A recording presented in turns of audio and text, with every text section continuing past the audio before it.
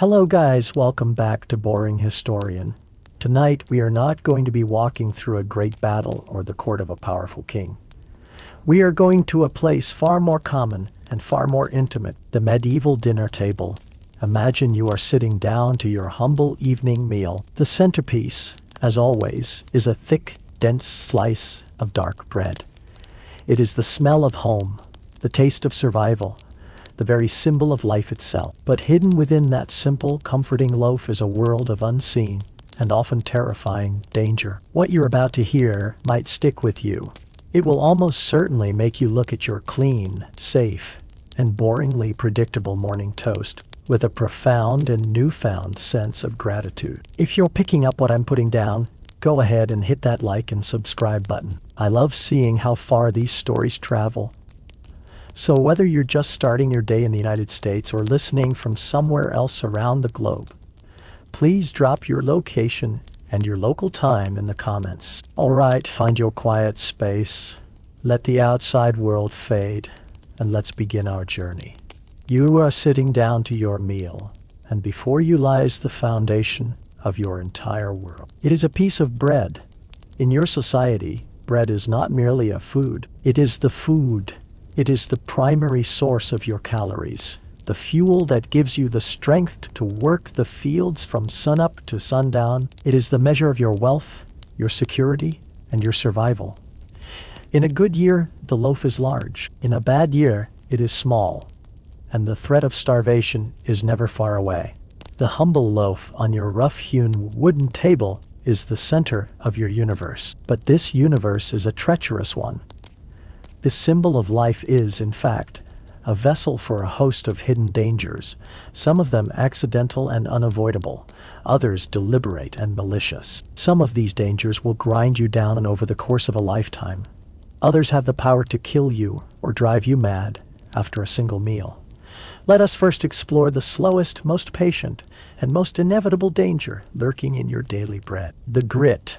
You take a bite of your loaf. It is heavy, dense, and has a sour taste from the rye or barley flour from which it is made. And as you chew, you notice a sensation that is so completely normal to you that you no longer even register it as unusual. It is a faint but constant grittiness. This is the first poison. To understand its source, you must picture the great mill that sits on the river outside your town. This is where you and every other family bring your harvested grain to be ground into flour. The technology is simple and has been used for centuries. The grain is fed between two massive heavy millstones called querns. The bottom stone is fixed in place, while the top stone, powered by the river's current, rotates heavily upon it. The immense friction and pressure between these two colossal pieces of stone grinds the hard grain kernels into flour, but it also grinds the stones themselves. With every rotation, tiny, sharp, abrasive particles of stone and sand are scraped from the surfaces of the millstones and fall directly into the flour. There is no way to prevent this. It is an unavoidable byproduct of the milling process. Every bag of flour you use, whether it is coarse rye for your own bread or the finest, whitest wheat destined for the Lord's table, is contaminated with a fine, invisible shower of mineral grit. And so, every single bite of bread you eat, every day of your entire life, is contributing to a slow, methodical, and relentless process of dental destruction. We are not talking about cavities caused by sugar. Your diet is blessedly free of that particular problem. We are talking about pure mechanical abrasion. The grit in your bread is acting like a fine-grained sandpaper. And with every meal, you are slowly grinding away the very substance of your teeth. Over the course of your life, the damage is catastrophic. By the time you reach what we would consider middle age, perhaps your 30s or 40s, your teeth are often worn down to flat, polished stumps. The natural, complex landscape of cusps and valleys on your molars, designed for efficient chewing, has been completely erased, leaving a smooth, pitted surface that is dangerously close to the nerve. This process eventually wears through the hard, protective outer layer of enamel, exposing the softer, more sensitive dentin beneath, and eventually It grinds its way down to the delicate pulp at the very core of the tooth, the place of nerves and blood vessels. Once the pulp is exposed, your mouth, a place already teeming with bacteria, becomes a gateway for deep and agonizing infections. An abscess, a swollen, pus-filled pocket of infection, can form at the root of the worn-down tooth. This creates a constant, throbbing, and debilitating pain that can make it impossible to eat, to sleep, or to think. In your world, a world without skilled dentists, without modern painkillers, and most critically, without antibiotics, there is very little you can do about this. You can try herbal poultices to soothe the swelling, but they will not cure the underlying infection. Your only real option is to go to the local barber surgeon, the same man who cuts your hair, and have him attempt to pull the tooth with a pair of crude, unsterilized iron tongs. This procedure is, in itself, a brutal and dangerous ordeal. But if the infection is not dealt with, if it is allowed to spread from the root of the tooth into the bone of your jaw, it can lead to a condition called osteomyelitis, a festering infection of the bone itself. And from the jaw, the bacteria can enter your bloodstream, leading to septicemia, a systemic infection that will overwhelm your body and lead to a painful, feverish death. The humble, necessary bread that sustains your life is also the direct cause of a lifetime of dental pain, and it holds the potential to be a slow and insidious killer. This slow, grinding danger was a constant companion. But there was another threat that could be lurking in your loaf, a threat that was far more acute, more dramatic, and infinitely more terrifying. It was a danger that depended on the weather, a hidden poison that could transform your daily bread from a source of life into a source of madness, damnation, and a hideous death. This danger came from a fungus. Its name is Claviceps purpurea. You know it as ergot. Ergot is a fungus that flourishes on rye, the staple grain of the northern European peasantry, and it thrives in years with cool, damp springs and wet summers. When it infects a plant, it forms a hard, dark purple or blackish growth called a sclerotium, which replaces a healthy grain of rye. It looks like a small, curved, blackish horn, or perhaps the dropping of a mouse. Imagine it has been a bad year. The summer was cold and rainy. The harvest is meager, and as you gather your rye, you see that the heads of the grain are speckled with these dark, alien-looking growths. But you cannot afford to be wasteful. Starvation is a far more immediate threat than a little discolored grain. So you harvest it all, the good and the bad, and you take it to the mill. The dark, hard, ergot bodies are brittle, and they are ground into the flour along with the rye kernels and the stone grit, giving the resulting flour a telltale and ominous purplish-gray tinge. But this is the only flour you have to feed your family. You bake it into your daily bread, and in doing so, you have just prepared a deadly poison. The ergot fungus is a natural chemical factory. It produces a range of incredibly potent alkaloids. Some of these are powerful vasoconstrictors, meaning they cause the smooth muscles in the walls of your arteries and blood vessels to clamp down, severely restricting the flow of blood. Others are powerful psychoactive compounds, closely related in their chemical structure to lysergic acid, the precursor to the modern hallucinogen, LSDI. When you and your family sit down to eat this purplish bread, you are not just eating a meal. You are dosing yourselves with a dangerous combination of a hallucinogen and a substance that shuts down your circulatory system. The resulting illness was known to you as St. Anthony's fire, and it was one of the most feared and misunderstood afflictions of your age. The sickness came in two primary and equally horrifying forms. The first was gangrenous ergotism. This was an attack on your body's circulatory system. The vasoconstrictor alkaloids in the ergot cause the blood vessels in your extremis, your hands and your feet, to constrict so tightly that the blood flow was completely cut off. The first symptom was an intense, unbearable burning sensation in your limbs. Sufferers described it as a feeling of being consumed by an invisible fire from the inside out. It is this symptom that gave the disease its name, linking it to the fiery torments that the desert hermit, Saint Anthony, was said to have endured at the hands of demons. After a period of this agonizing pain, the affected limbs, now starved of oxygen and nutrients, would begin to grow cold and numb. The tissue would begin to die. Your fingers and your toes would start to wither and shrink, turning black and dry, like the mummified limbs of an ancient corpse. A sharp, clear line of demarcation would form on your arm or your leg, separating the living, healthy tissue from the dead, black, gangrenous flesh. And then came the final, grotesque horror. The mummified fingers, toes, and sometimes entire hands and feet would simply fall off your body, often without any bleeding, because the tissue was already completely dead. The second form of the illness was convulsive ergotism. This was an assault on your central nervous system. The symptoms were those of a terrifying madness. It would begin with a tingling or a crawling sensation under your skin, a feeling of ants marching through your veins. This would be followed by agonizingly painful muscle cramps and spasms. Your limbs would twist and contort into unnatural locked positions. Your body would be racked with violent, uncontrollable convulsions, and you would thrash on the floor, your back arching, your teeth clenched. And then came the hallucinations.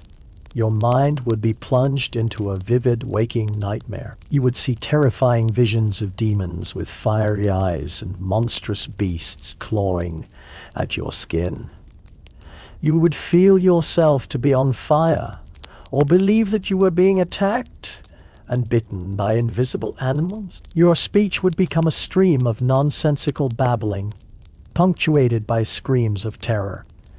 Now imagine this not happening to one person, but to an entire village, all of whom have been eating from the same contaminated batch of flour. The community would appear to have been struck by a collective insanity, a mass demonic possession. This brings us to a chilling and fascinating historical question. What was the social impact of these terrifying and completely inexplicable outbreaks? Historians still argue whether a direct causal line can be drawn between outbreaks of ergotism and the notorious witch hunts that began to gain momentum in the late medieval period. The argument for a connection is compelling. The symptoms of convulsive ergotism are a near-perfect match for the contemporary descriptions found in court records and theological treatises of what it was like to be possessed by a demon or afflicted by a witch's curse. The writhing, the contortions, the babbling, the terrifying visions, it is all there. It is highly plausible that a village in the grip of a mass ergot poisoning would turn to a supernatural explanation for their shared nightmare. They would look for a human agent, a scapegoat for their suffering, and suspicion would naturally fall upon a vulnerable member of the community, a reclusive old woman, a practitioner of folk healing, an unpopular neighbor. An accusation of witchcraft would be made, and the bizarre physical and mental afflictions of the victims would be presented to the court as irrefutable proof of the witch's malevolent, supernatural power. Other historians, however, believe this connection is overstated. They argue that while the theory is tantalizing, concrete evidence linking a specific confirmed ergotism outbreak to a specific witch trial is very difficult to find. They point out that witch hunts were incredibly complex social phenomena, driven by a host of interlocking factors, from religious anxiety and political instability to economic tensions and simple personal grudges. To attribute these complex historical events to a single environmental cause, they argue, is a tempting but ultimately unprovable oversimplification. The connection remains a powerful and deeply disturbing possibility. But the dangers in your daily bread were not always accidental.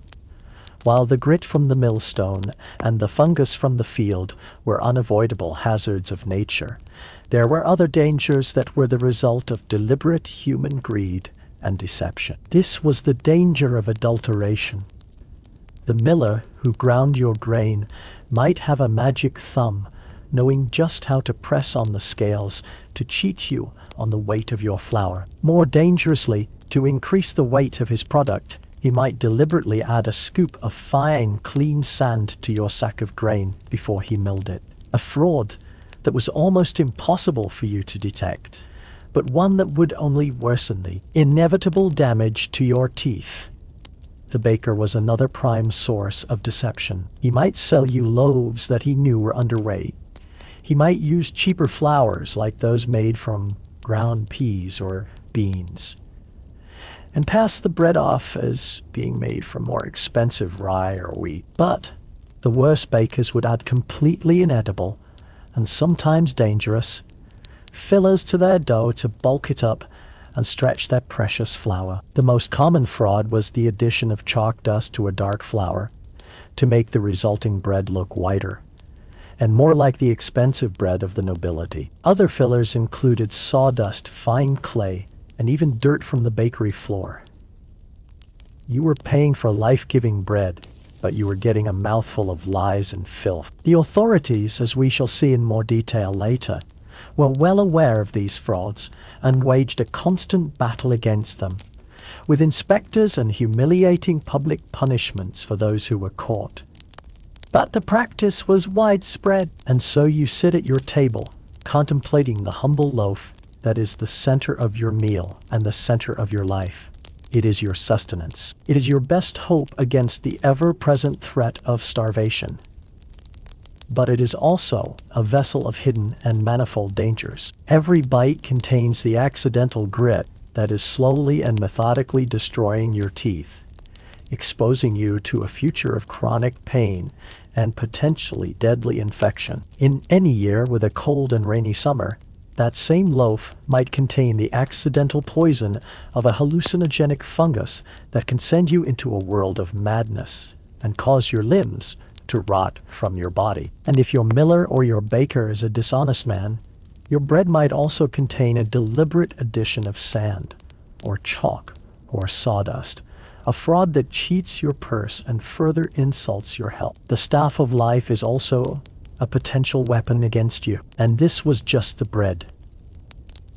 The dangers lurking in the most prized and celebrated foods, the meats and the fish that you so rarely got to enjoy, were a different, but no less terrifying, story. The staff of life was also all too often a weapon turned against you.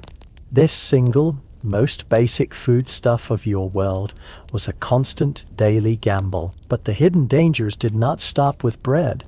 Having navigated the perils of your solid food, you now find yourself thirsty. You reach for a cup to wash down your gritty meal, and you are faced with a new and equally treacherous landscape of invisible threats. For in your world, the simple, necessary, life-giving act of taking a drink is a gamble in itself, a daily negotiation with sickness, decay, and death. Your first and most obvious choice, the substance that makes up the majority of your own body, is water. And if you are a person of immense luck and privilege, perhaps a hermit living high in the hills by a clear, cold mountain spring, or the lord of a castle with a deep, protected, stone-lined well, then you can drink with a degree of confidence. But for the overwhelming majority of the population, for you living in a typical village or a crowded medieval town, water is a dangerous and deeply untrustworthy friend. The very rivers and streams that act as the arteries of your community,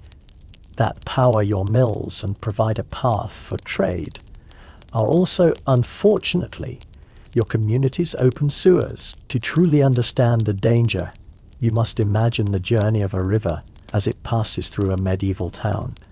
Upstream in the green fields and forests of the countryside, the water flows clear and cool. It is alive with fish, and it is relatively clean. But the moment it reaches the outskirts of your town, its ordeal begins. The first assault often comes from the most foul-smelling of all medieval industries, the tanneries. Tanning, the The process of turning raw animal hides into durable leather is a chemically intensive and deeply unpleasant business. The tanners soak the stiff, blood-caked hides in great wooden vats of water mixed with caustic lime, or, more commonly, with stale fermented urine, which they collect in pots left outside their doors for passers-by to contribute to. This vile ammonia-rich concoction loosens the hair from the hides. The hides are then often pounded with dog dung to soften them, and all of this toxic, putrid, hair-filled effluent, when the tanners are done with it, is simply discharged directly into the river. The river, now burdened with its first dose of pollution, flows on. It passes the butcher's district, the area known as the shambles. Here, animals are slaughtered in the open. The streets run with blood, and the air is thick with the smell of death. All of the waste from this process, the blood, the entrails, the unusable organs, the bits of fat and wristles unceremoniously shoveled, the water literally runs red, carrying with it a heavy load of decaying organic matter and all the bacteria that feast upon it. The river then makes its way through the residential heart of your town. It flows past the houses of your friends and neighbors, houses whose toilets or garderobes are often just simple chutes built into the wall that empty directly into the water below. The contents of chamber pots, filled during the night, are tossed from upstairs windows into the current. All the refuse of the kitchen, vegetable peelings, old bones, spoiled foodies dumped from the riverbank. The river is now a moving garbage dump, a thick, slow-moving soup of human and household waste. It flows past the dyers' workshops, where woolen cloth is being treated with powerful dyes made from plants and minerals, and fixed with chemical mordants like alum. The wastewater from this process, stained a different unnatural color each day, is also poured into the river. By the time this river passes under the final bridge and leaves your town, it is a foul, murky, and dangerously contaminated waterway. And yet, for the people living in the next village downstream, this is their primary source of water for drinking, for cooking, and for washing. In your world, a world with no knowledge of microbes, you do not understand the precise scientific reason why this water is so dangerous. You do not know about Vibrio cholerae, the bacterium that causes cholera, or the various strains of Shigella and E. coli that cause dysentery. But you are intimately and terrifyingly familiar with the consequences. You know from bitter, hard-won experience that drinking the river water, especially in the warm summer months when the water level is low and the filth is more concentrated, is to invite a terrible sickness. You know the symptoms all too well. The sudden onset of debilitating stomach cramps, the violent vomiting, the relentless and watery diarrhea. You know the horror of dysentery, the dreaded bloody flux, an illness that could drain a person of all their strength and fluids, often leading to a painful death from dehydration. You have seen these waterborne illnesses sweep through your community like a fire, killing children and the elderly with terrifying speed. So were you and your contemporaries simply ignorant, happily drinking from these obviously polluted sources without a care? Or did you possess a more sophisticated practical understanding of water safety? This is a question that historians still debate. How much did the medieval mind really understand about water contamination? The evidence for a strong, practical awareness is compelling. While they did not know the why, they certainly understood the what. Medical texts from your time, written by learned physicians, are full of advice warning against drinking stagnant water from marshes or cloudy water from shallow pools. They praise the virtues of water that is clear, cold, odorless, and, most importantly, moving. A fast-flowing mountain stream or a deep, cold spring was universally recognized as the best and healthiest source of water. In the towns and cities, a great deal of public effort and expense was dedicated to securing a clean water supply. The great city of London, for example, constructed a massive and complex system of lead pipes, known as conduits, to bring fresh spring water from the clean countryside miles away into a series of public fountains, or conduits, in the center of the cathedral of fountains, or conduits city. The citizens would line up every day with their buckets to collect this safe, clean water, deliberately choosing to do this rather than simply drawing water from the polluted River Thames. This shows a clear, conscious, and widespread understanding that some water was good and some was bad. The problem then was often not one of knowledge but of access and choice. While you might know perfectly well that the river water is dangerous, there were many circumstances in which you had no other option. If you were a member of the urban poor, living in a crowded tenement far from the public fountain, the polluted river might be your only practical source of water. If your town was under a prolonged siege, you were cut off from the clean springs outside the walls and forced to rely on whatever well or cistern existed within, a source that could quickly become contaminated by the crowded, unsanitary conditions. And if you were a soldier on a long military campaign, you drank from whatever river or stream you crossed, regardless of its quality. Your knowledge of the danger could not always save you from the necessity of drinking. Given this treacherous nature of water, it is easy to understand why ale was the staple drink of your entire society. The magic of ale, the thing that made it a life-saving beverage, was the boiling. During the brewing process, the water is mixed with the malted grain and boiled for a long time to create the sugary liquid known as the wort. This single, simple act, performed to extract the sugars and flavors from the malt, had the unintended but profoundly important consequence of killing most of the dangerous bacteria and waterborne pathogens. The resulting ale was not just a source of calories and comfort. It was a public health triumph, a drink that was almost always safer than the water it was made from.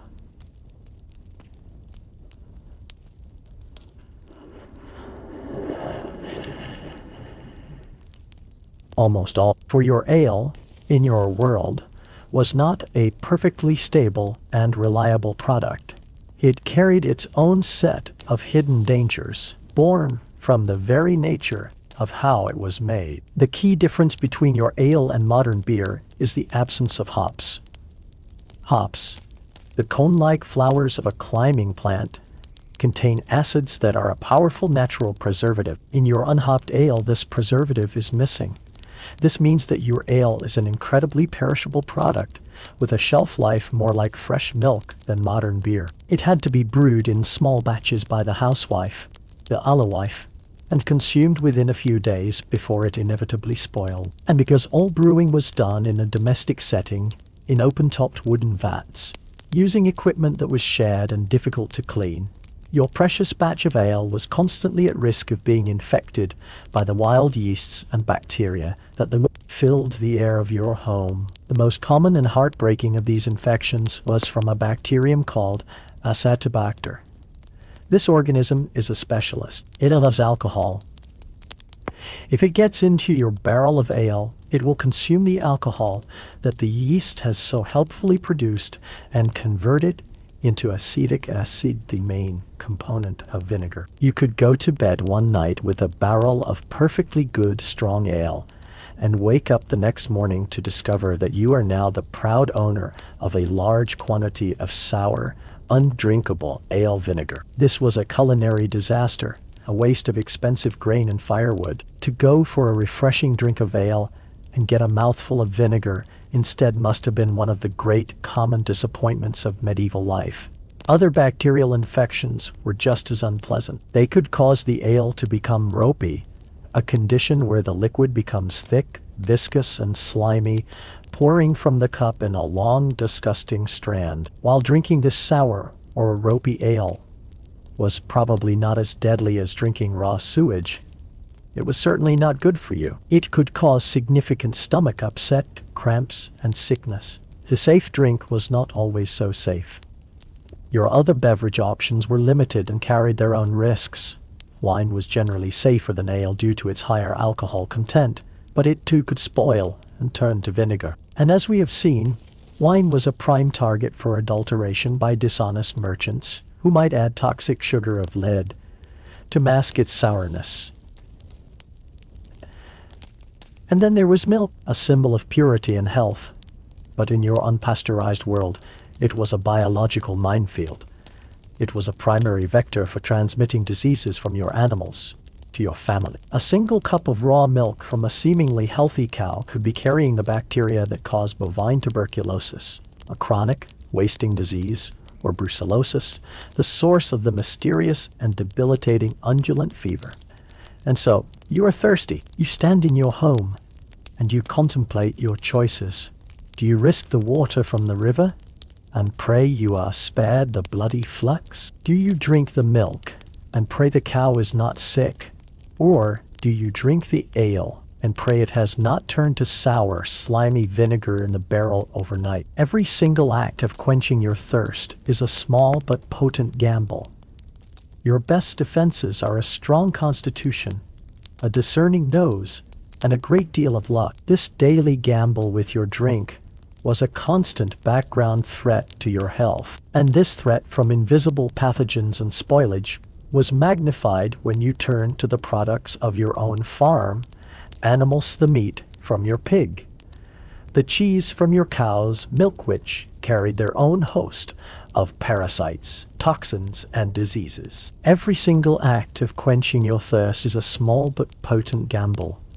Your best defenses are a strong constitution, a discerning nose, and a great deal of luck. This daily gamble with your drink was a constant background threat to your health. And this threat from invisible pathogens and spoilage was magnified when you turned to the products of your own farm animals, the meat from your pig, the milk from your cow, the eggs from your hen which carried their own host of parasites, toxins, and all diseases. We must now explore the dangers of the barn and the butchery, the perils that came from the very animals you relied upon for your most prized and celebrated foods.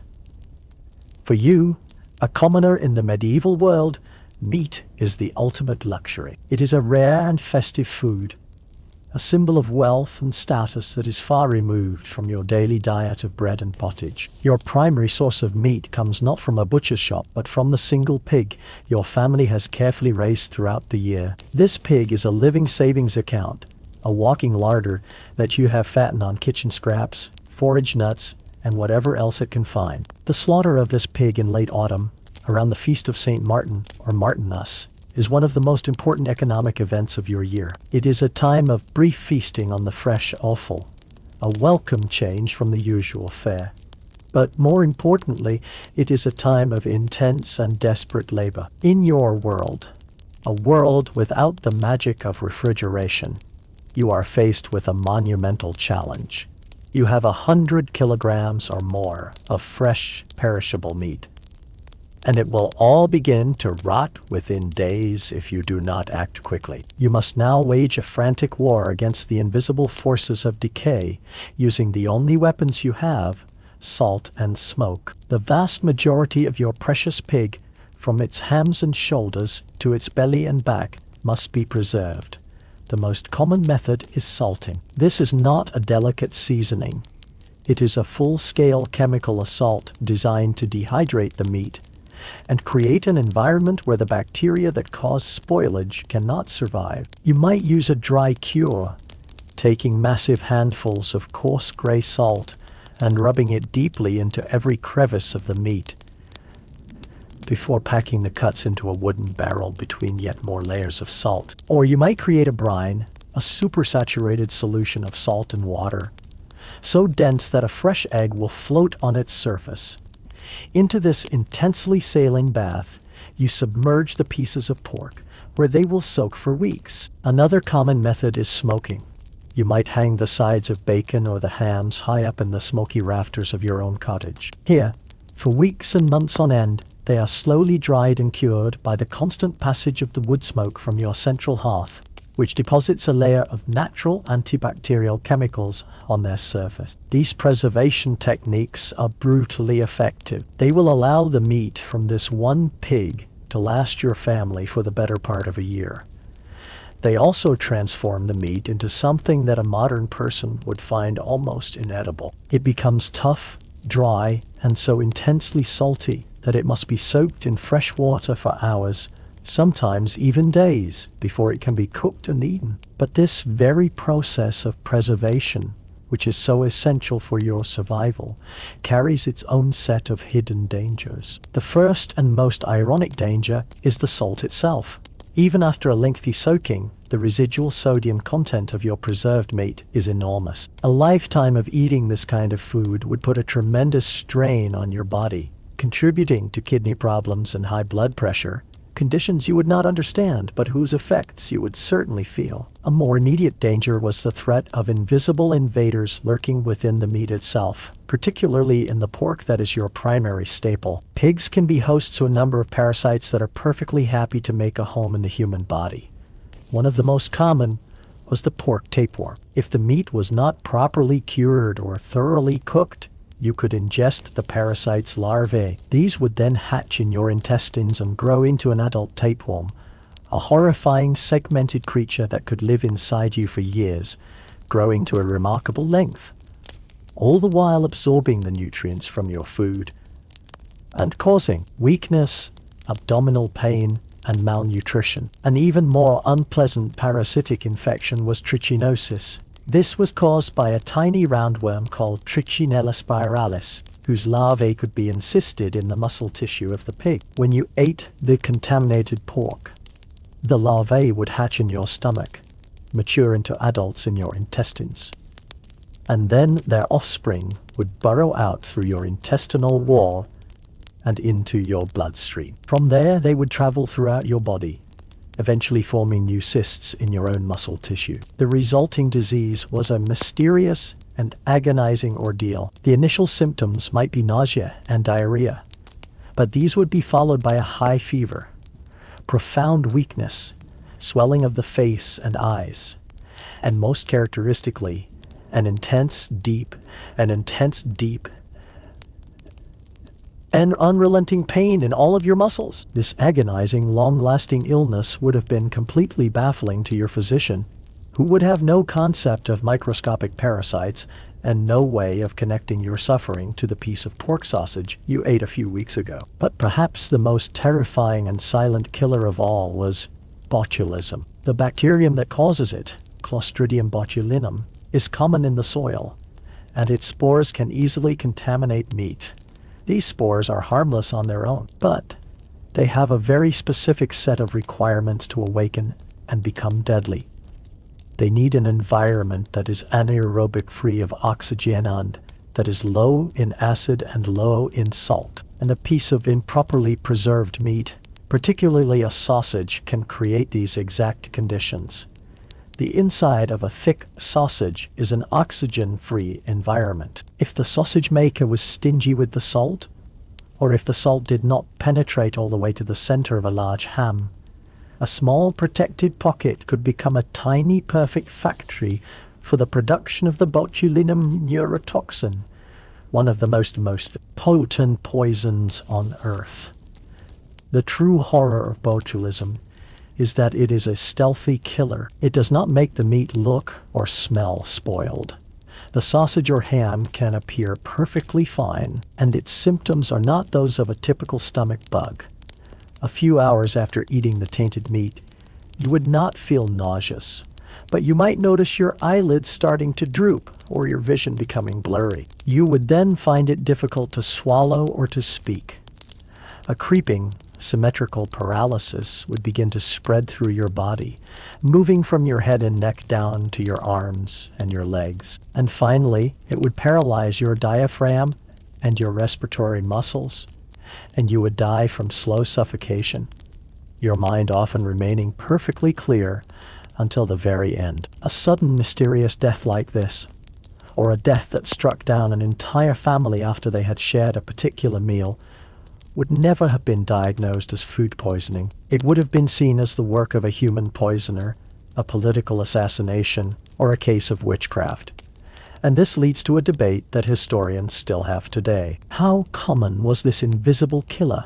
Given the rudimentary nature of food preservation, did botulism represent a significant, if completely undiagnosed, cause of sudden death in your world? Some historians believe it must have been a frequent, if misunderstood, tragedy. Others argue that the sheer quantities of salt typically used would have made the conditions for botulism growth rare. The true prevalence of this silent killer will likely remain a mystery. The dangers were not limited to meat. The other precious products from your own animals, the milk, cheese, and eggs that were staples of your diet, carried their own invisible risks. As we have discussed, all dairy in your world is unpasteurized. This means that any disease carried by your cow, your goat, or your sheep can be passed directly to you through its milk. One of the most devastating of these zoonotic diseases was bovine tuberculosis. Your family cow might seem healthy, but it could be carrying the Mycobacterium bovis bacterium, which it would shed in its milk. When you or your children drank this milk, you could contract a form of tuberculosis that attacks the bones, the joints, and the lymph nodes, leading to chronic wasting illnesses like scrofula or Pott's disease. Another common affliction was brucellosis or undulant fever, a bacterial infection transmitted through milk that caused years of debilitating recurring fevers and joint pain. And the eggs from your own hens, a symbol of life and purity, could be carrying salmonella on the inside, a direct route to a nasty and potentially fatal bout of gastrointestinal illness if the egg was eaten raw.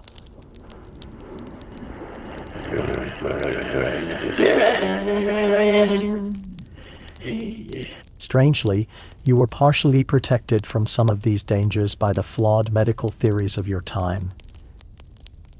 Your physician, believing in the humoral system, was deeply suspicious of fresh liquid milk, at least for adults. He considered it to be an excessively cold and moist food, difficult for an adult to digest, and a producer of dangerous phlegm. He would therefore advise you to consume dairy primarily in its processed forms, as cheese and butter, where he believed the moisture had been removed. This advice, while based on a completely incorrect theory, had the accidental benefit of steering you away from the most dangerous vector for diseases like tuberculosis and brucellosis: fresh, raw milk. You were being saved from a real danger, but for all the wrong reasons. And so you stand in your small farmstead, surrounded by the animals that are the key to your family's survival. The pig you have fattened all year, your great hope for the winter, could be riddled with parasitic worms. The cow that provides you with milk, butter, and cheese could be sharing a chronic wasting disease with your children through its milk. The chickens that provide you with your daily eggs could be giving you a violent, feverish illness. The very animals you live so closely with, the creatures that are the symbols of your small agricultural success and your best defense against starvation, are also one of the most intimate and constant sources of hidden danger in your life. This intimate danger, coming from the creatures of your own farmstead, was a constant risk. But there was another source of food that required no farming at all: the wild larder of the commons. Here, in the woods and fields, you could supplement your diet by foraging, a practice where the danger came not from a parasite or a pathogen, but from one single, simple, and tragic mistake in identification. The daily gamble with your drink was a constant background threat to your health. And this threat from invisible pathogens and spoilage was magnified when you turned to the products of your own farm. Animals: the meat from your pig, the cheese from your cow, which carried their own host of parasites, toxins, and diseases. But even if you managed to avoid all these dangers, even if your bread was pure, your water clean, and your preserved meat safe, you still had to eat. And in a world of monotonous diets and frequent shortages, you would often turn to the great, free larder that surrounded your village, the natural world. You would venture into the wild woods and the open fields to supplement your meager diet by foraging, a practice where one simple mistake in identifying a plant could be your very last. Imagine your daily diet. For most of the year, it is a dreary, repetitive cycle of bread, ale, and a thick, bubbling pottage made from the few things you can reliably grow in your small garden: platonians, cabbages, leeks, and peas. You crave different flavors, different textures, Your body, though you don't understand it in these terms, craves the vitamins and minerals that your grain-heavy diet lacks. To find these things, you turn to the commons. The woodlands, the meadows, the riverbanks, and the hedgerows are your supplemental grocery store. A source of free food for anyone with the traditional knowledge, the patient hands, and the keen eyes to go and gather it. Foraging is not a weekend hobby for you. It is an essential economic activity, a vital way to add flavor, nutrition, and variety to your family's table. And on a good day, the commons can be a place of immense bounty and quiet pleasure. You walk into the woods in the early spring, and the air is thick with the pungent, delicious smell of wild garlic or ransoms.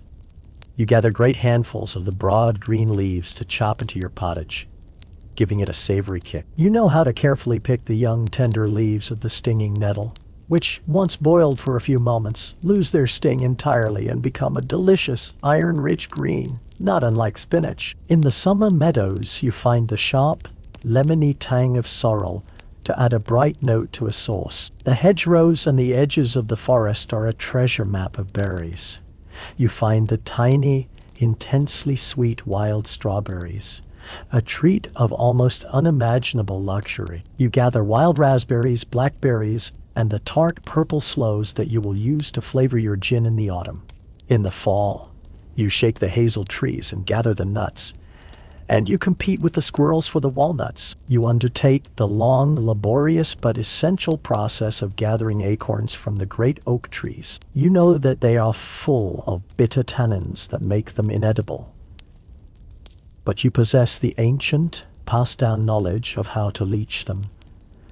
A process of crushing them and soaking them in running water for days on end until the bitterness is gone, and you are left with a coarse but valuable flour that can be used to supplement your meager grain stores. You are a skilled and knowledgeable participant in your local ecosystem.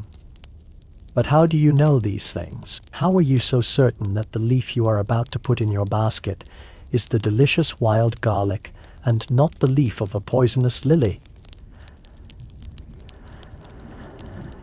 How can you be sure the mushroom you are about to pick is a fragrant chanterelle and not its deadly look-alike? This brings us to a question that historians and anthropologists still debate.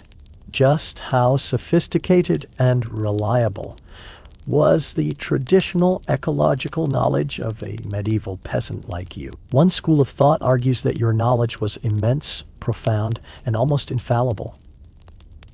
It was a science, but a science that was not written down in books. It was passed down through direct experience from one generation to the next. You walked these same woods and fields with your mother and your grandmother, just as they did with theirs. From the moment you could walk, you were taught to identify plants by the shape of their leaves, the texture of their stems, the color of their flowers, the smell of their crushed foliage. This knowledge was woven into the fabric of your daily life, reinforced by folklore and rhymes. The consequences of a mistake were so absolute that the knowledge had to be perfect. From this perspective, accidental poisonings were likely very rare, because the traditional knowledge base was so strong and so deeply ingrained. Another, more cautious school of thought argues that, while this base of knowledge was undoubtedly strong, the practice of foraging was still inherently risky. Knowledge can be forgotten. A plant can look different in a different season or in a different type of soil. And most importantly, desperation can change the calculation of risk. In a normal year, you would stick to the plants you know with absolute certainty. But in a time of famine, when your children are crying from hunger, you would be pushed to the very margins of your knowledge. You might be tempted to try a root or a berry that you have only vaguely heard is edible. You might take a chance on a mushroom that looks almost like the one you know to be safe. It is in these moments of desperation that the risk of a fatal mistake would have skyrocketed. The greatest danger you face as a forager, the source of the most tragic stories, is the existence of deadly doppelganger slethily poisonous plants that look uncannily, deceptively similar to safe and edible ones. Your life, and the lives of everyone you are feeding, depends on your ability to spot the subtle, often tiny differences. Let us imagine you are out in a damp meadow, digging for wild roots to add to your evening pottage. You are searching for the sweet, nutty taproot of the wild parsnip, or perhaps the familiar, slender root of Queen Anne's lace, the wild carrot. You see a plant with the characteristic delicate fern-like leaves and the familiar umbrella-shaped cluster of small white flowers. It looks right. You use your knife to dig up the long, pale root, but you have just made a fatal mistake. You have not dug up a wild parsnip. You have dug up its deadly twin poison hemlock. It is one of the most toxic plants in all of Europe. Its leaves and flowers are almost indistinguishable from its edible cousins to the untrained eye. But there are subtle differences you have missed in your haste. The stem of the hemlock is smooth and hairless, and it is marked with strange purplish spots, which some say are the mark of Cain. You take the root home. You chop it up and add it to the bubbling pottage pot. You serve the meal to your family. The hemlock root reportedly has a parsnip-like taste, so you notice nothing wrong. But you have just served your family a lethal dose of the potent neurotoxin quinine. This is the same poison that was used by the ancient Athenians to execute the philosopher Socrates. Within hours, the symptoms begin. A creeping numbness starts in your legs. It slowly spreads upwards.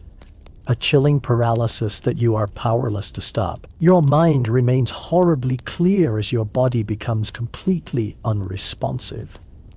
And finally, the paralysis reaches your respiratory muscles, and you die from slow suffocation. One simple, tragic mistake in identification has led to the end of your entire family.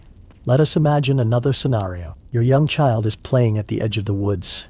They see a bush that is covered in large single berries. The berries are a beautiful, shiny, blackish purple. They look like a particularly large and juicy wild cherry. The child, tempted, picks a handful and eats them. They are reportedly quite sweet, but the child has just eaten the berries of Atropa belladonna, deadly nightshade. The berries contain a powerful cocktail of toxic alkaloids, including atropine and scopolamine. Even a small number can be fatal. But death is not immediate. First comes a burning fever, a racing heart, and a complete break from reality. The child is plunged into a world of terrifying, monstrous hallucinations. They will scream at unseen horrors, their pupils so dilated that their eyes seem to be all black. To you, their parent, it would look like a sudden, violent, and terrifying madness, a demonic possession. And after hours of this torment, the child's heart and lungs will simply stop.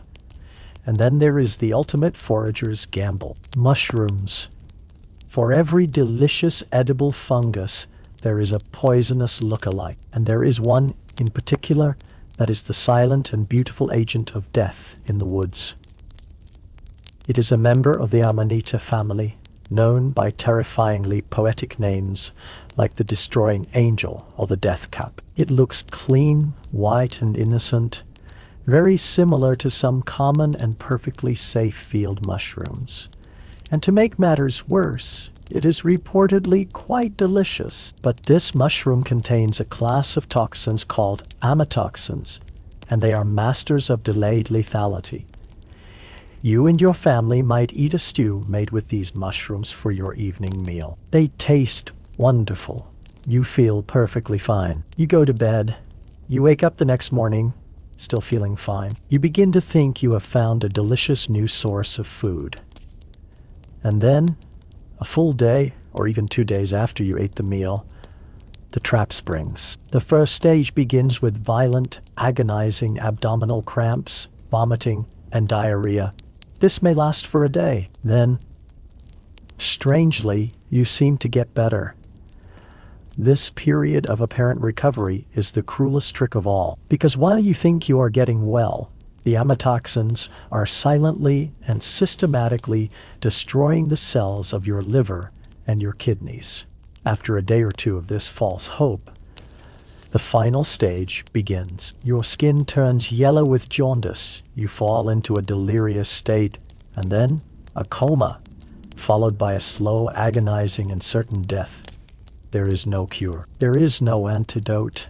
It is the perfect culinary trap. You return now from the woods, your basket filled with the day's findings. There are greens for the pot, berries for a treat, and a few mushrooms you found growing under an old oak tree. You have been careful. You have checked every leaf, sniffed every stem, and inspected every mushroom, relying on the deep, ancient knowledge that has been passed down to you. But in the back of your mind, there is always a small, quiet hum of uncertainty, a flicker of doubt. You are placing your complete trust in your own knowledge, your own perfect memory, and your own infallible senses. The natural world around you is a generous and beautiful larder, but it is also a treacherous and unforgiving minefield of hidden dangers, where a single moment of carelessness, a single simple misidentification, can have the most catastrophic final of consequences. This danger came from consuming the wrong thing by accident, out of a moment of inattention or a pang of desperation. But even if you navigated this external minefield perfectly, bringing home a basket of completely safe and correctly identified foods, the dangers were far from over. A whole new world of invisible microbial peril awaited you in the place you felt safest of all, your own kitchen, where the very act of preparing your meal could turn the most wholesome food into a potent source of sickness. The natural world is both a generous provider and a merciless executioner, where a single mistake can be fatal. But even if you navigated this external minefield perfectly, bringing home a basket of completely safe and correctly identified foods, the dangers were far from over. A whole new world of invisible peril awaited you in the place you felt safest, your own kitchen, where the very act of preparing your meal could turn the most wholesome food into a potent source of sickness. The greatest and most persistent hidden danger in your food came not from the inherent nature of the ingredients themselves, but from the unseen filth of the world it passed through on its journey to your plate. To truly understand this danger, you must first picture the environment where your food is prepared. If you are a common peasant, your kitchen is not a separate room. It is the very heart of your home. It is the smoky, dimly lit space around the central hearth in your one-room cottage. The floor is made of packed earth, which is often damp and cool to the touch. It is covered with a layer of rushes, which are meant to provide insulation and absorb spills, but are changed infrequently and become a matted, compressed repository of spilled food, animal droppings, and all the dirt and debris of daily life. The air is thick with wood smoke, which, while it might deter some insects, also coats every surface with a fine layer of soot. Your home is not a sealed environment. The door is often open, and your animals, a dog, a few chickens, perhaps even the family piglet, are free to wander in and out, bringing with them whatever is clinging to their feet from the yard outside. Even in a great castle, the kitchens, while larger and more organized, were far from sanitary by our standards. They were separate buildings to reduce the risk of fire, but they were hot, crowded, chaotic spaces filled with the smoke and steam from massive hearths and ovens. The floors would be slick with grease and animal blood, and everywhere, from the humblest cottage to the grandest castle kitchen, two crucial pieces of modern technology were entirely absent: hot, running water for sanitation, and any form of refrigeration for preservation. It is this environment, combined with the most important missing ingredient of our knowledge of germ theory, that turns your kitchen into a hidden battleground. You do not know about bacteria.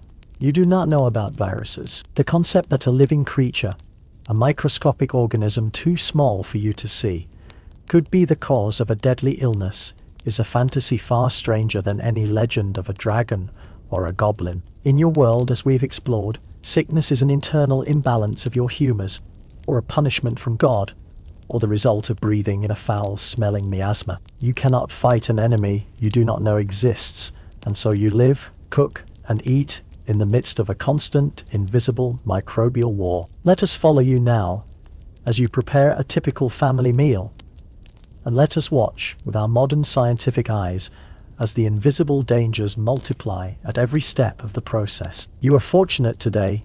You have acquired a fresh chicken, a rare and valuable source of protein. You bring it to your primary food preparation surface. This is not a non-porous countertop of granite or steel. It is a single thick, heavy slab of wood, a board that rests upon a trestle. This one surface is used for everything you do. You place the raw chicken on the board. You take out your all-purpose iron knife, the same knife you use to cut your bread, your cheese, and your vegetables, and you begin to butcher the chicken. As you work, the raw juices from the chicken seep into the porous wood of the cutting board. These juices, as we now know, are often teeming with dangerous bacteria like Salmonella and Campylobacter. These microbes lodge themselves deep within the countless knife scars and fissures that mark the surface of the old wooden board, safe from any cursory cleaning. When you have finished cutting up the chicken, which you will add to your pottage pot, you set it aside. You might then give the board a quick wipe with a damp and likely already contaminated rag. You then take a handful of onions and carrots from your garden and place them on the very same board. You use the very same unwashed knife to chop them. In this single simple act, you have performed a perfect transfer of every bacterium from the raw meat directly onto the fresh vegetables.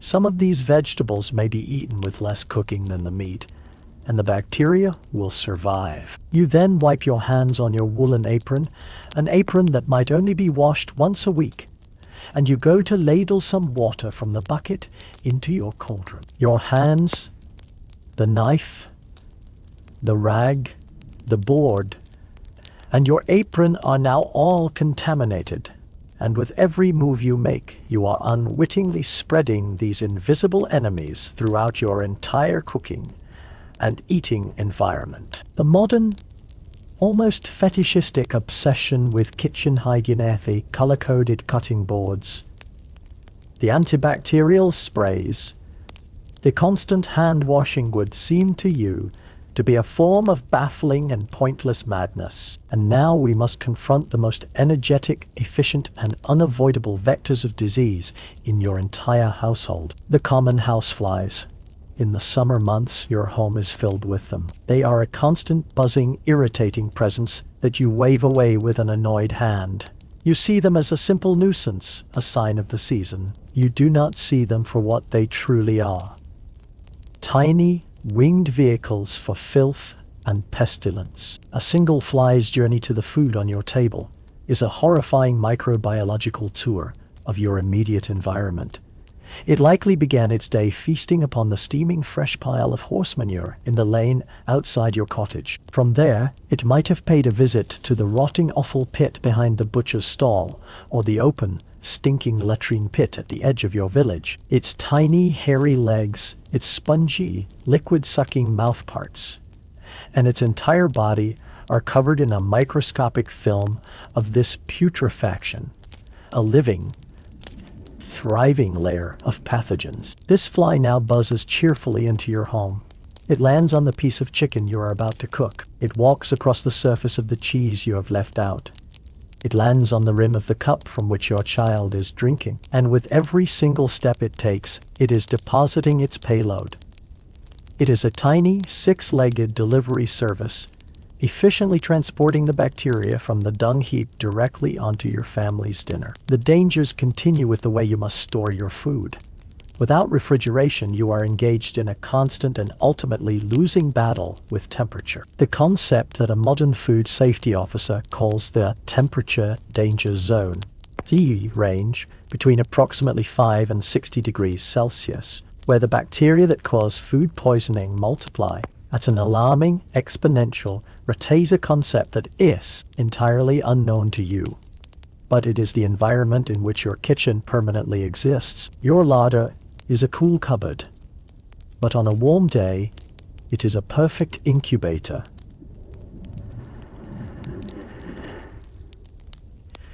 Consider your pottage pot, that great cauldron that is the centerpiece of your culinary life. You might make a large batch in the morning, enough to feed your family for the entire day.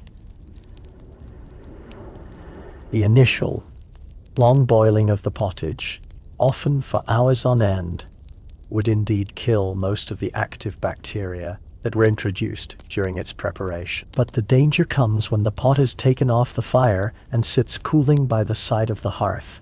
As its temperature slowly drops, it passes through the danger zone. In this lukewarm, wet, and nutrient-rich environment, any bacteria that are newly introduced from a visiting fly, from dust in the air, from an unwashed ladle have, found a paradise. A single bacterium under these ideal conditions can divide and multiply into millions in the space of just a few hours, transforming your wholesome stew into a toxic soup. Given this seemingly inescapable world of microbial threats, a modern person might be tempted to ask how anyone in your time survived it all. Why wasn't every meal a prelude to a violent illness? This is a complex question, and historians and food scientists still argue about whether certain common medieval practices provided an accidental and highly effective safety net. The argument for this accidental safety is a strong one. As we've noted, the long cooking times were a form of sterilization. The heavy use of salt as a preservative created an environment hostile to bacteria. The acidity of vinegar and wine in sauces also inhibited bacterial growth. And there is another, more subtle factor. Your own body, a lifetime of exposure to a wider range of bacteria, may have helped you to develop a more robust and resilient gut microbiome, an internal army of beneficial bacteria that could help you fight off invading pathogens. You were perhaps simply tougher than we are today. The other side of this debate, however, argues that these measures were a leaky and unreliable defense. While boiling kills most active bacteria, it does not kill the tough, heat-resistant spores produced by certain organisms like Clostridium perfringens, a common cause of food poisoning associated with cooked meats and stews that are cooled to heat. Slowly, these spores can survive the boiling process. Then as your pottage pot sits cooling for hours by the fire, these spores can germinate, coming back to life and multiplying rapidly, all the while producing a toxin. You might reheat the stew before you eat it, but the toxin itself is often heat stable. The damage has already been done. From this perspective, foodborne illness was likely a constant background misery in your life. The sudden onset of stomach cramps, vomiting, and diarrhea was such a common experience that it was not seen as a specific illness contracted from a specific meal. It was just a normal part of existence. It would be diagnosed by a physician as a surfeit, an overindulgence that had caused a humoral imbalance. Or it would be dismissed by your family as a simple flux, an unpleasant but unremarkable malady that had to be endured. You would not make the connection between the leftover meat pie you ate yesterday and the agonizing cramps you are suffering from today. It was just another of the many miserable and seemingly random afflictions that your body was heir to. You finish your evening meal. You have eaten the pottage that has been simmering by the hearth all day, a stew that was visited by a dozen flies and prepared on a board that was not washed after it was used. Cut up raw meat. You feel a familiar, uncomfortable rumbling in your stomach, and you say a quiet prayer that it is just simple indigestion and not the beginning of another debilitating bout of the flux. You live in a world that is teeming with invisible dangers that you can neither see, nor name, nor comprehend. Every surface in your small dark kitchen, every insect that buzzes through the air, every moment that a piece of food sits cooling by the fire, represents a hidden and unavoidable gamble with your health. This danger of unintentional self-poisoning, a result of a profound lack of scientific knowledge, was a constant risk in your domestic life, but it was often compounded by another, far more sinister danger, a danger that came not from ignorance in your own kitchen, but from deliberate fraud and deception in the public marketplace. This was the danger of the dishonest merchant, who, for the sake of a few extra coins of profit, would knowingly and willingly introduce dangerous, and sometimes even lethal, substances into the very food he sold to you and your family. This danger of unintentional self-poisoning, a result of a profound lack of scientific knowledge, was a constant risk in your domestic life, but it was often compounded by another, more sinister danger. A danger that came from the deliberate, fraudulent, and greedy actions of other people. But even if you managed to navigate the treacherous marketplace and bring home food that was pure and honestly sold, a final, insidious danger was already waiting for you. It was a danger that came not from a microbe or a fraudulent merchant, but from the very pots, the pans, and the plates you used to cook and serve your food in the supposed safety of your own home. Imagine once more your humble kitchen. You have returned from the market with your provisions. You have your coarse bread, your small piece of salted meat, your vegetables. You are surrounded by your familiar everyday cooking equipment. For a common household like yours, most of your cookware and tableware is made from simple, cheap, and readily available earthenware pottery. You have a large earthenware pot for your pottage, smaller jars for storing pickled vegetables or lard, and simple bowls and mugs for eating and drinking. These objects are the comforting and essential tools of your daily life. They are also, in many cases, a slow and silent source of poison, leaching a hidden toxin into almost every meal you eat. To understand this domestic danger, we must look closely at your favorite stew pot. A simple, unglazed earthenware pot has a major flaw. It is porous. It absorbs water, grease, and flavors. It is almost impossible to get truly clean.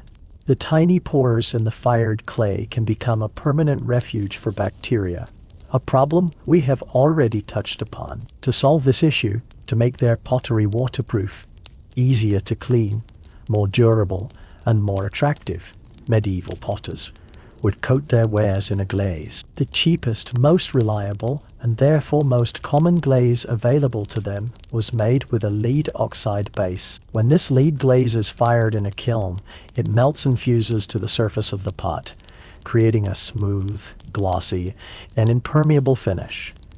The glaze often has a pleasant mottled greenish or yellowish color. To you, a lead-glazed bowl is a huge technological improvement over a simple porous clay one.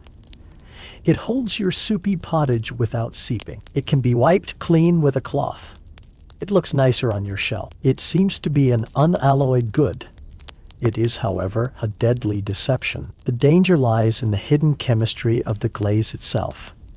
The lead that is locked into the glassy surface of your pot is not perfectly stable, and it has a particular vulnerability to acid. When you cook or store acidic foods in your lead-glazed pottery, the acid in the food begins to slowly dissolve the glaze, leaching the toxic heavy metal of lead out of the ceramic and directly into your meal. And what kinds of common medieval foods are acidic? The list is long and troubling. Wine, ale, and especially cider are all acidic. Any dish that you cook with vinegar or virtuously sour juice of unripe grapes, a very common ingredient used to add flavor to sauces, is highly acidic. The fruit you might cook down for a pie or a tart is also acidic. Every time you simmer your pottage with a splash of sour ale to give it flavor, every time you drink your daily cider from your favorite green glazed mug, every time you store your pickled cabbage in a glazed jar, you are unknowingly participating in a glazed jar. A slow, methodical process of self-poisoning. This is not an acute poison that strikes you down after a single meal. It is far more insidious. Lead is a cumulative poison. It is not easily expelled from the body. Instead, it builds up slowly in your bones and your soft tissues, month after month, year after year. The resulting condition, which we now know as chronic lead poisoning, or Saturnism, named for the gloomy and heavy-natured planet Saturn, would have been a completely mysterious and undiagnosable plague upon your health. The symptoms of this slow poisoning are creeping, varied, and would have been utterly baffling to your physician. You might first notice a strange, persistent metallic taste in your mouth. You might suffer from severe, twisting, and agonizing pains in your abdomen, a condition known as lead colic. Your joints begin to ache with a deep, persistent pain that you attribute to the damp weather or simply the hardships of a life of labor. You become weak and anemic. your complexion turning a pale, sickly grayish color. And then, as the lead accumulates in your nervous system, the mental symptoms begin. You might become irritable and aggressive.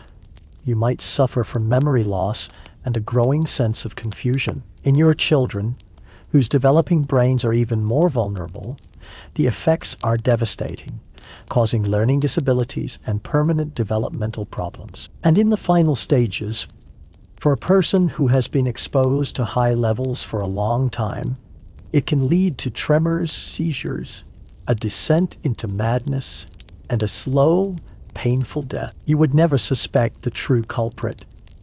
You would never dream that the humble, familiar pot simmering over your hearth, the very symbol of home and nourishment, was the source of your family's mysterious, chronic suffering. Now, let us move up the social ladder to the great kitchens of a wealthy castle or manor house. Here, you might find beautiful and expensive cookware made not of earthenware, but of metal. The great cauldrons and cooking pots would be made of copper or its alloy, bronze. These pots were excellent conductors of heat, a sign of wealth and prestige, and the pride of the Lord's kitchen. They were also the source of another, more acute and more immediate form of poison. When you cook acidic foods in a copper pot, a wine-based sauce, a fruit stew, a dish with vinegar, a chemical reaction occurs on the surface of the metal. A greenish-blue, waxy, or powdery substance begins to form. This is verdigris, a type of copper acetate. And unlike the slow poison of lead, verdigris is a fast-acting, acute poison.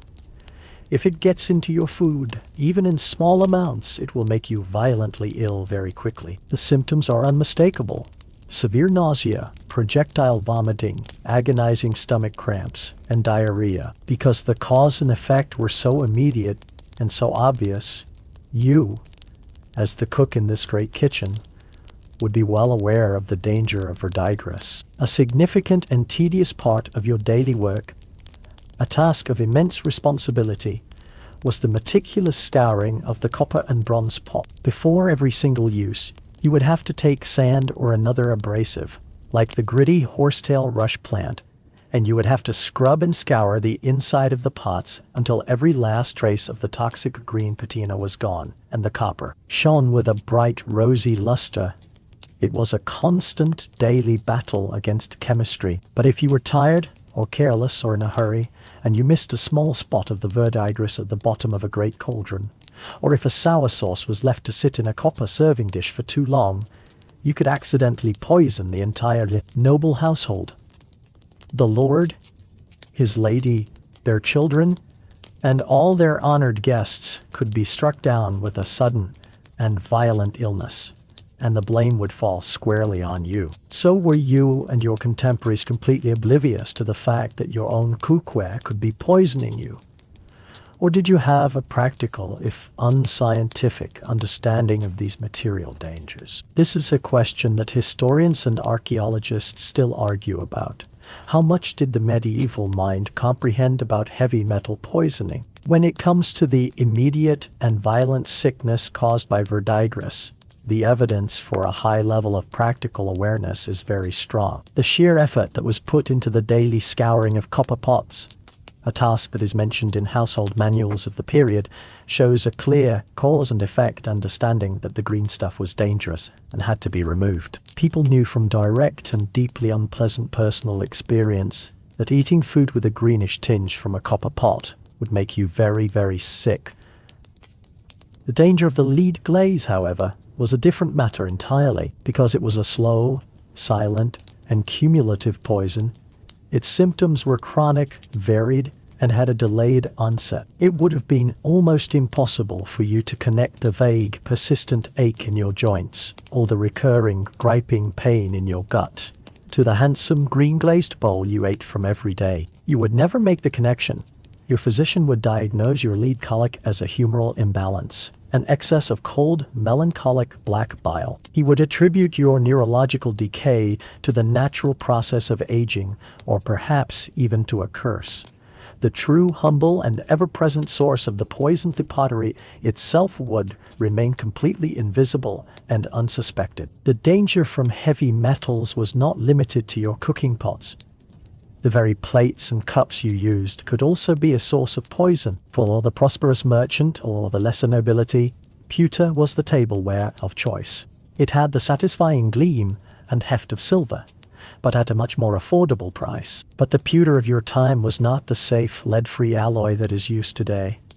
It was an alloy of tin mixed with a very large proportion of lead, sometimes as much as 30 or 40%. The lead made the alloy cheaper and easier to cast, but it also meant that every time you drank your acidic wine from your fine pewter goblet, or ate a slice of acidic fruit pie from your pewter plate, you were ingesting another small, regular dose of lead. So now, let us picture a full meal, from preparation to consumption, through this new and disturbing lens of material danger.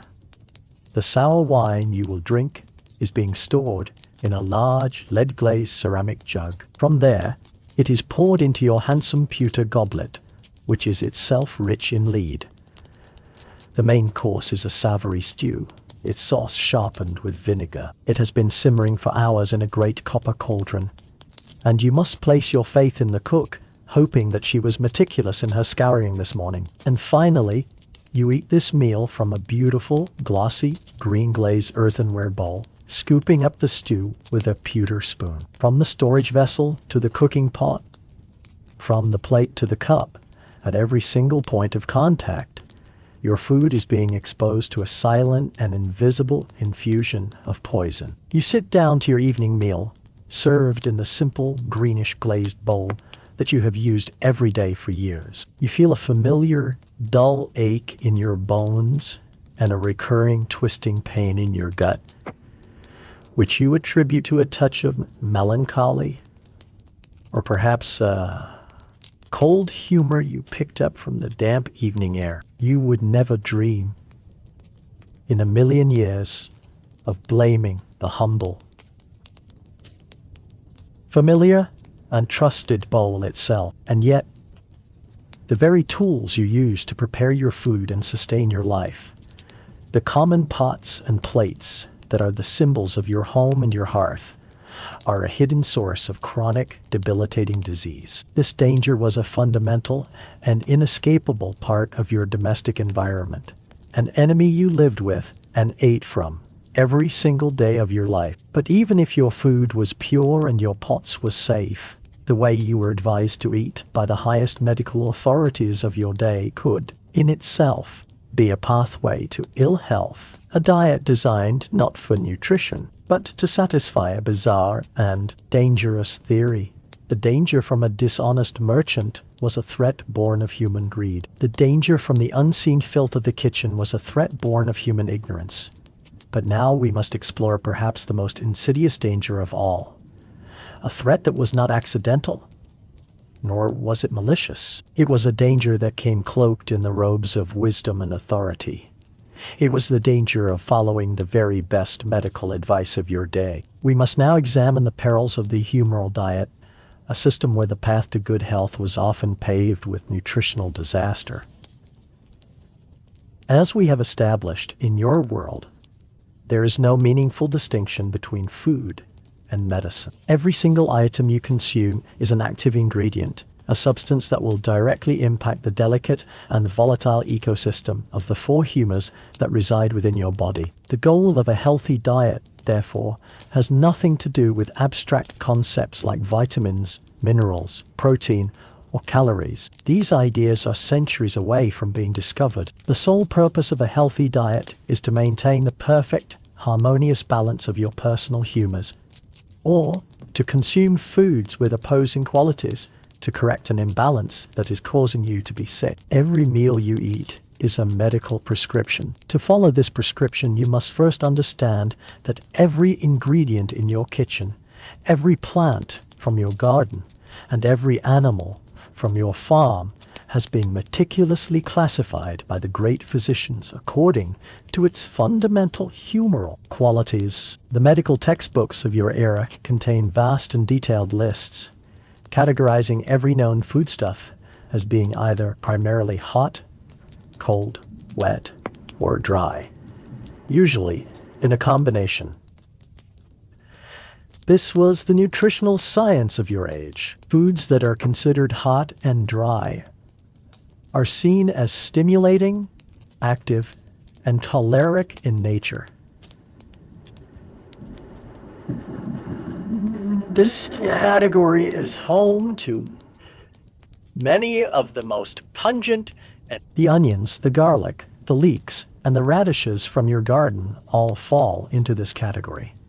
The strong dark red wine you might enjoy is also hot and dry. And, most importantly, all of the expensive and desirable imported spices, the black pepper, the fiery ginger, the warming cinnamon, the pungent cloves are considered to be intensely hot and dry. These are the foods you would be prescribed to counteract a cold or wet condition. Next are the foods that are hot and moist. These are considered the most perfect and nourishing of all foods, as they correspond to the qualities of blood, the most vital of the four humors. These are the foods that build up the body and promote good health. This category includes the most desirable staples of the diet: good bread made from fine wheat, the flesh of a chicken or a partridge, and fresh eggs. Sweet, ripe fruits like figs and grapes are also in this category. Then you have the foods that are cold and dry. These are associated with the heavy, earthy humor of black bile or melancholy. They are often seen as being difficult to digest and as promoting a sad or sluggish disposition. This category includes lentils and other pulses, and the dark, coarse bread made from barley. The meat of a cow beef was also often considered to be cold and dry, and therefore a potential source of melancholy. And finally, we arrive at the largest, most varied, and in the medieval medical mind, the most deeply suspicious and potentially dangerous category of all. These are the foods that are cold and moist. These foods are directly associated with the humor of phlegm. To consume too many of them, your physician would warn, is to risk generating a surplus of cold, sticky phlegm in your body. This could lead to a host of ailments: coughs, colds, lung congestion, a slowing of the digestion, and a general dampening of your vital spirit and your inner heat. And this dangerous category, unfortunately for your long-term health, includes almost all species of fish and the vast majority of the fresh fruits and vegetables that you eat. That crisp, juicy apple from your tree, that sweet pear, a ripe plum, a cool slice of melon, all of these are viewed with suspicion for their cold and watery nature. A fresh green salad made from lettuce or spinach is, to your doctor, not a healthy lunch, but a bowl of potential danger. A phlegm-producing concoction that could leave you vulnerable to a host of cold and wet diseases. With this framework firmly in your mind, you can begin to see how the very act of trying to eat a healthy diet, according to the best science of your day, could be a pathway to chronic malnutrition. The humoral system actively discourages the consumption of the very foods that we now know are the richest sources of essential vitamins. Your physician, with your best interests at heart, would sternly warn you against eating too many raw fruits and vegetables, especially if you were feeling unwell. You might be told that eating a raw apple on an empty stomach is a sure way to cause a chill in your vital organs. A modern doctor might tell you, an apple a day keeps the doctor away. Your doctor tells you that an apple a day might be the very reason you need to see him. And to make these cold and moist vegetables safer for consumption, they are almost always cooked, and cooked for very, very long periods. You would never dream of eating a piece of crisp, steamed broccoli. The vegetables from your garden are chopped up and thrown into the pottage pot, where they are boiled for hours on end until they are a soft, homogeneous mush. This prolonged cooking would have been seen as a necessary way to apply heat to the cold vegetables, thus balancing their humoral qualities. It also had the unintended consequence of destroying most of the heat-sensitive, water-soluble vitamins, particularly vitamin C, that the vegetables contained. Your diet, therefore, even if it included vegetables, was likely chronically deficient in these vital nutrients. This would have led to a host of health problems that you would have no way of understanding. a weakened immune system that made you more susceptible to infections, poor skin health, bleeding gums, and in its more extreme form, the full-blown deficiency disease of scurvy. The danger of this dietary advice becomes even more acute when you are already sick. Let us imagine you are suffering from a bad cough and a runny nose, a classic cold and moist or phlegmatic illness. You call for the physician. He diagnoses your condition based on your symptoms and an examination of your urine, and then he prescribes the treatment. Following the doctrine of opposites, he will, of course, strictly forbid you from consuming any more cold and moist foods. He believes that eating these foods would be like pouring water on a damp fire, further extinguishing your body's vital heat and worsening your condition. This means that at the very moment when your body is struggling to fight off a respiratory infection, at the very moment when a modern doctor would tell you to drink orange juice and get plenty of vitamin C, your medieval physician will tell you that eating a piece of fresh fruit is one of the worst things you could possibly do. You are denied the very nutrients your immune system desperately needs. Instead, you are prescribed a diet of exclusively hot and dry foods. You will be told to drink plenty of strong spiced wine and to eat warming foods like roasted meat, onions, and garlic. While these might not be harmful in themselves, they are not what your body truly needs. And for a person with a fever and a sore throat, they might be heavy and difficult to digest. The medical theory, in its beautiful, internally consistent logic, is actively working against your body's ability to heal itself. So was this entire dietary system a complete and unmitigated medical disaster? Or did it perhaps have some accidental benefits that made it less harmful in practice than it appears in theory? This is a question that historians and nutritional scientists still argue about today. What was the real, lived impact of the humoral diet? The argument for it being deeply detrimental to public health is a powerful one. By classifying the most vitamin-rich foods as inherently dangerous, and by encouraging cooking methods that destroyed those vitamins, the humoral diet would have created a population that was in a state of constant subclinical malnutrition. This would have made people more susceptible to all forms of infection and disease, and it would have slowed their recovery from wounds and other ailments. The system's complete obsession with the imaginary properties of heat and moisture meant that it was profoundly blind to the real chemical needs of the human body. The counter-argument, however, suggests a more nuanced picture. It points out that the humoral diet did have some accidentally positive side effects. The emphasis on balance, for instance, encouraged a certain kind of variety. A perfect meal was not just one thing, but a mixture of different food types whose qualities would balance each other out. And the humoral suspicion of raw foods, combined with the practice of long cooking times, would have had the very real benefit of killing many of the dangerous bacteria and pathogens that, as we have seen, were a constant threat in the medieval food supply. The diet was also highly personalized. The advice you received would be tailored to your own innate humoral complexion, your age, your occupation, and even the climate you lived in. This personalization was a key feature of the humoral diet. Your entire life was meant to be a constant dietary balancing act, a quest to eat foods that would counteract your own natural personality and physical tendencies. If you were a naturally choleric person with a hot and dry temperament that made you prone to anger and ambition, you would be advised to eat a cooling and moistening diet. You would be encouraged to eat plenty of fish, cucumbers, and other phlegmatic foods to help calm your fiery spirit. If you were a sad and solitary melancholic scholar whose nature was cold and dry, you would be prescribed a diet of hot and moist foods. Roasted chicken, good wheat bread, and plenty of nourishing wine to help lift your spirits, warm your body, and counteract your natural gloom. It was a system where your lunch order was also a form of long-term personality therapy, and the system also offered a way to make dangerous foods safe through processing.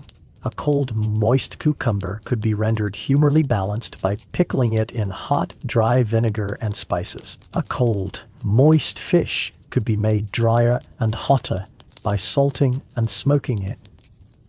This is one reason why medieval cuisine, particularly at the upper levels, was so focused on heavy processing. Foods were rarely eaten in their simple, natural state. They were ground into pastes, mixed with spices, drenched in acidic sauces, and cooked for hours, all in a complex and laborious alchemical effort to transform their innate humoral properties and achieve a perfect, healthy, and balanced final dish. You sit down to your evening meal and you carefully consider the humoral qualities of everything on your plate.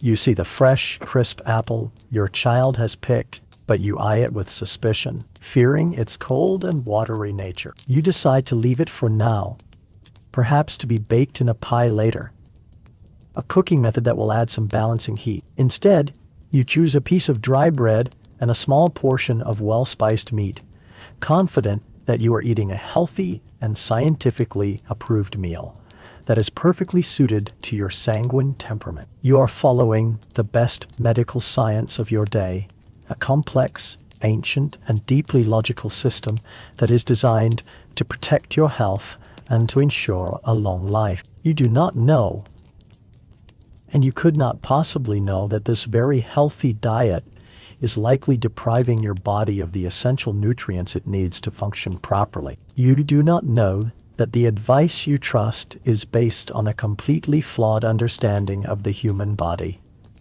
The very theory that you rely upon to keep you safe is, in itself, a hidden, subtle, and insidious danger. This danger was an integral part of the medical system itself, a peril born of a flawed but powerful theory. But the most spectacular dangers often arose not from the quiet miscalculations of a daily diet, but from the loud, celebratory, and gluttonous chaos of the great medieval feast, where all the hidden risks of your food world came together in one glorious and potentially lethal event. The very theory you trust to keep you safe is in itself a hidden and insidious danger. This danger came from the intellectual framework of medicine itself, a peril born of flawed theory. But the most spectacular dangers often arose not from the quiet miscalculations of a daily diet, but from the loud, celebratory, and gluttonous chaos of the great medieval feast, where all the hidden risks of your food world came together in one glorious and potentially lethal event. Here, the desire to display wealth and power created the perfect storm for a truly catastrophic outbreak of foodborne illness. Imagine now that you are a person of high status, a knight or a noblewoman, and you have been summoned to a great feast at the court of a powerful duke or earl. The occasion is a momentous one, perhaps a royal wedding or a celebration following a great military victory. You enter the great hall of the castle, and you are immediately struck by a sensory overload. The vast stone chamber is a riot of color, noise, and smell. The walls are hung with vibrant tapestries to ward off the chill. The air is thick and hazy with the smoke from dozens of torches set in iron sconces and from the massive, roaring fire in the central hearth. The noise is almost deafening. The boisterous shouts and laughter of 100 guests, the high, clear notes of trumpets announcing the arrival of another noble party, the music of minstrels playing lutes and pipes from a gallery high above, and that constant, low-level snarling and scuffling of the Lord's hounds under the tables, fighting over scraps. This is not a quiet, intimate dinner. This is a loud, public, and chaotic performance of power. The feast itself is a marathon, an event designed to last for many hours, a testament to the host's boundless generosity and inexhaustible resources. The meal is not served in the neat, linear progression of courses that a modern diner would expect. Instead, it unfolds in a series of great waves of food, known as removes or messes. For the first remove, a grand procession of servants, often led by the high steward with his staff of office, marches into the hall. They carry a dozen or even 24 different dishes at once on great wooden or silver platters.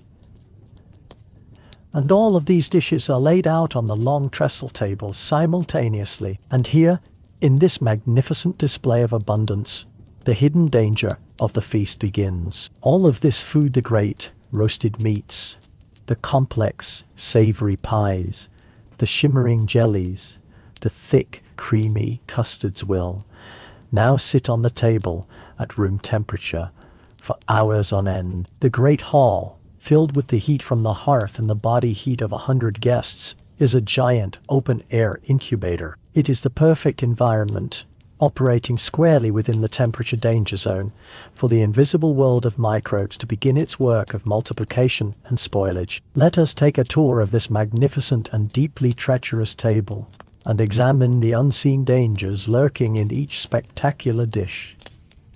The centerpiece of the feast, the dish designed to elicit gasps of awe from the guests, is a great roast. It might be a whole roasted boar, its skin cooked to a perfect crispy crackling, its tusks gilded with gold leaf, and a roasted apple placed in its mouth. Or it might be a majestic swan, roasted and then painstakingly redressed in its own feathers to make it look as though it is serenely sleeping on the platter. These creations are triumphs of the cook's art. They are also, from a food safety perspective, a catastrophe waiting to happen. This great beast was likely cooked hours before the feast began in the chaotic castle kitchens. As it sits on its platter in the warm, crowded hall, its internal temperature, which may not have reached a truly safe level in the first place, begins to slowly drop. The surface of the meat and the lukewarm, low-oxygen environment deep within the carcass become a perfect breeding ground for bacteria like Clostridium perfringens. This bacterium, a common cause of food poisoning from cooked meats that are cooled too slowly, will begin to multiply rapidly, producing toxins that will cause severe abdominal cramps and diarrhea a few hours after you have eaten. Next to the great roast, you see a magnificent pie, or coffin as it was sometimes called. Its thick, sturdy pastry crust, often decorated with elaborate sculpted designs, is not really meant to be eaten. It is an edible cooking vessel. Inside is a rich, dense, and moist filling of minced meats, perhaps a mixture of pork, veal, and chicken, along with chopped organ meats, sweet dried fruits like dates and prunes, and a heavy dose of expensive spices. This pie, like the roast, was baked hours ago. Its thick pastry crust now acts as a perfect insulator, keeping the lukewarm filling in the heart of the temperature danger zone for the entire duration of the feast. It is a beautiful, savory, and entirely unintentional petri dish. Then you have the dishes that showcase the cook's subtle skill, the jellies and the custard. These were beloved by the medieval elite for their strange wobbly textures and the vibrant colors that could be achieved with vegetable dyes or expensive spices. You might see a beautiful shimmering jelly made from clarified meat broth and gelatin, rendered from boiled calf's feet, set in an elaborate mold and colored a brilliant red with sandalwood. Or you might have a thick, creamy custard or blancmange, made from chicken or fish pounded into a paste with rice flour, almond milk, and sugar. These dishes, by their very nature, must be prepared well in advance and served at room temperature. They are rich in protein and moisture, making them a paradise for the growth of bacteria like Staphylococcus aureus.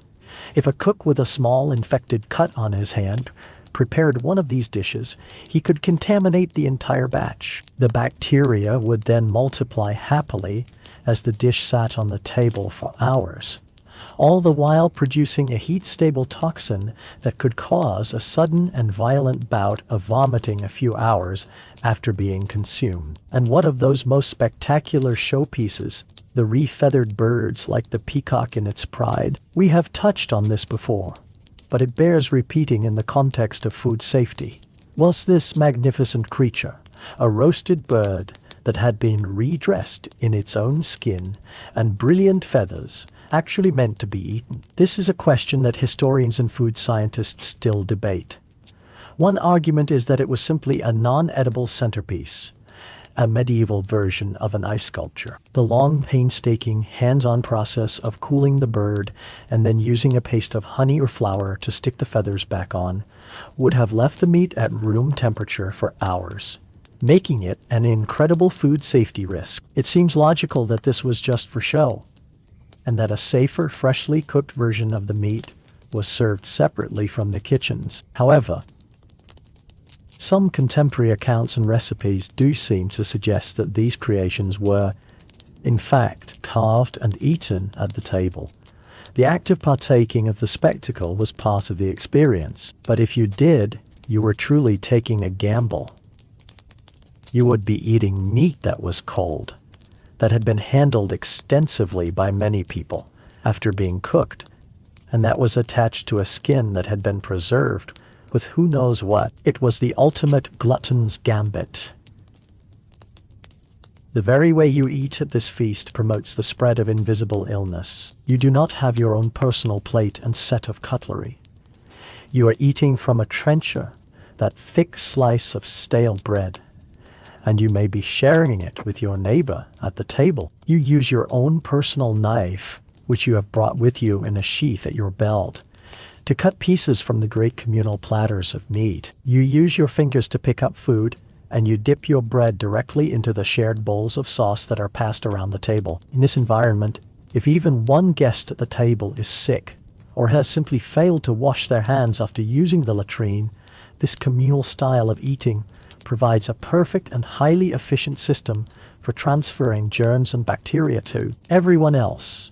And so, we come to the morning after the feast. The magnificent spectacle is over, and the grim reckoning begins. Dozens of the Duke's prestigious guests and many members of his own household are struck down simultaneously with a violent and debilitating illness. The castle is filled with the sounds of moaning, vomiting, and endless trips to the garderobe.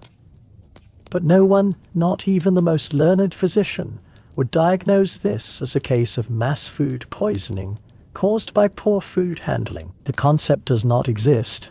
Instead, other explanations would be sought. The court physician would likely diagnose the condition as a surfeit, a collective humoral imbalance caused by the sin of gluttony. Everyone had simply eaten too much rich food and drunk too much strong wine, and their bodies were now violently trying to expel the excess. But a more sinister interpretation was always close at hand. A sudden, violent illness that struck down a powerful lord and his entire court after a single meal would be seen as strong evidence of a deliberate and treasonous act of mass poisoning by a political enemy. The magnificent feast, which had been intended as a display of the host's power and unity, could instantly become the source of a major political crisis.